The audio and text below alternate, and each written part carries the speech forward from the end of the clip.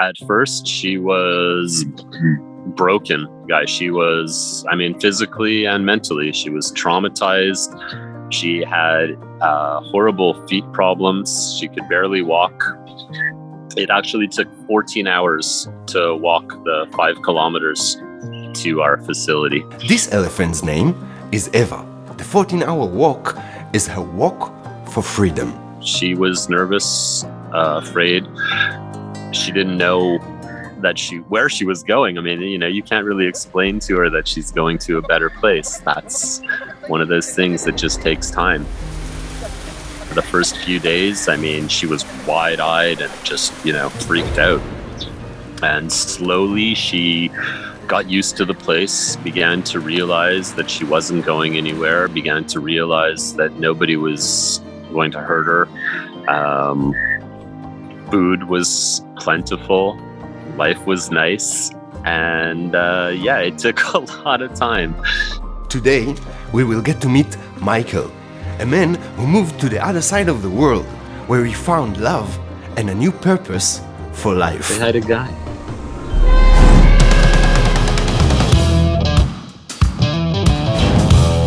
Hi Guy, how are ya? I'm Michael Bailey. I'm originally Canadian and then transplanted to Israel and then eventually found my way here to beautiful Nepal. I moved to Nepal, simply put, I was looking to retire.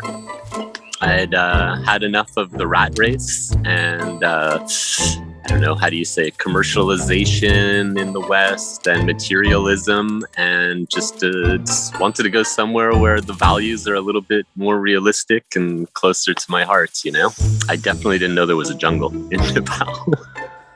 That was probably the best surprise of my life. Guy, did you know that Nepal had a jungle? No, actually I didn't.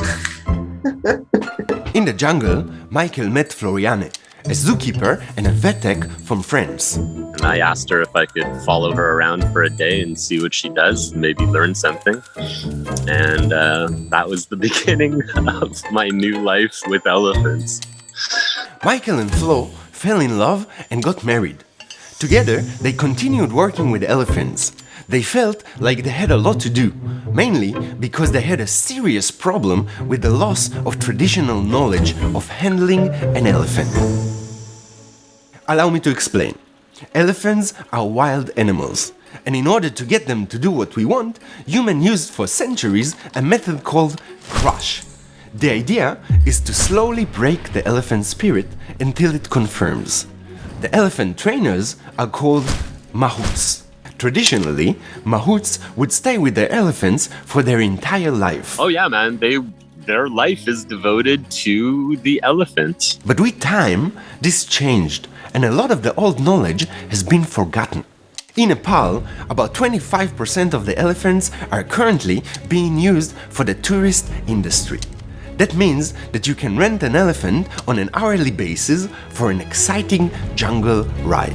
They're not domesticated animals, they're wild animals, and they really have a tough time. And that makes them incredibly dangerous at the same time. Back to the mahouts. A mahout will spend all of his day taking care of one elephant. He will provide for all of his needs, but sometimes he will also use unneeded punishment in order to get faster results. Really the best way to think of a relationship with mahout and elephant and even is basically like a parent-child relationship. Well, let's say mom is asking the kid to do something that it doesn't want to do. There's a little bit of intimidation there as well in case the kid doesn't do it. You also have the type of parents who just immediately, clean up your room, whap, and hit. It's effective, but some pretty messed up kids that way. And this was something that you just couldn't see, just couldn't cope with. Standing by and watching unnecessary violence, unnecessary suffering, when the solutions seem to be kind of easy, they're not. Or they are. They can be. Michael and Flo decided to take action. The first action that we did was the elephant happy hour, where we would simply rent a block of time from one of the working elephants, and instead of riding her, we would take off her saddle and give her a free hour and just observe.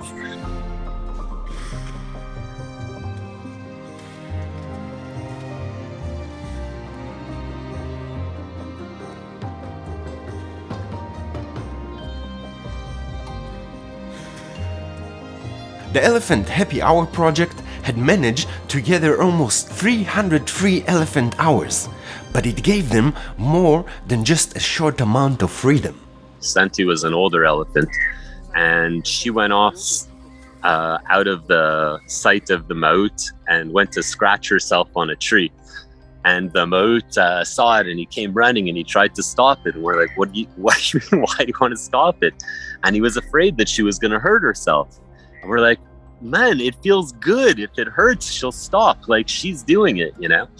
And he came after the happy hour and, you know, inspecting her back and her skin. He was, oh, it's okay, you know? And from then on, Santi was allowed to scratch. After that, the way became clearer. Michael and Flo needed to present a new model and show that there is another way. So yeah, basically what we wanted to do was build a facility where we could house 2 to 3 elephants and just show a better way of handling them. We rented about a hectare of land, built all the things that we needed, housing for the mamuts, lots of sand piles to sleep on. Then we had this beautiful empty place while we looked for an elephant to rescue. Rescuing an elephant in Asia often means buying it. The first one was Eva. Like I said, when she got here, she was really traumatized. She'd have tantrums, you know, and they were scary, and we didn't know if she'd ever get out of it. But then you have those up times, you know. A month ago, Eva lay down to sleep on her own for the first time at night, and now she lays down every night. And nothing beats that feeling when you see her just finally lie down and just finally just let go, you know? Imagine standing on your feet for 3 years. After Eva came Lamo. It took some time, but the 2 elephants became best friends. Michael and Flo are continuing to develop their NGO, Stand Up for Elephants, and are offering an alternative way for enjoying and connecting with these wonderful creatures. It's a model of better elephant care. We invite guests daily to come for a free visit. We give an information session, and then the people are free to observe a training session. The training is based on there is a reward for positive behavior, but there is no punishment for negative behavior. And so they love it because the reward is really nice. Watermelon, cookies, cucumbers, cabbage, the whole thing. Stand Up for Elephant rank currently as #1 in TripAdvisor. Michael and Flo gain the respect of the locals that also come and observe a different way to handle elephants, a system that not coincidentally also made the mahouts proud of the work they do. How can we help? How can the people that watch this film help? The best way to help is through spreading awareness. Do your research, learn. If you're going to interact with elephants when you're on vacation, do your research about the places. Many places call themselves a sanctuary. Many places say they're doing good for elephants. Make sure that it is. But most important, let's kill ignorance, people. Learn. Thank you for watching. Please consider subscribing and pressing the like button. And until we meet again, look for the good ones.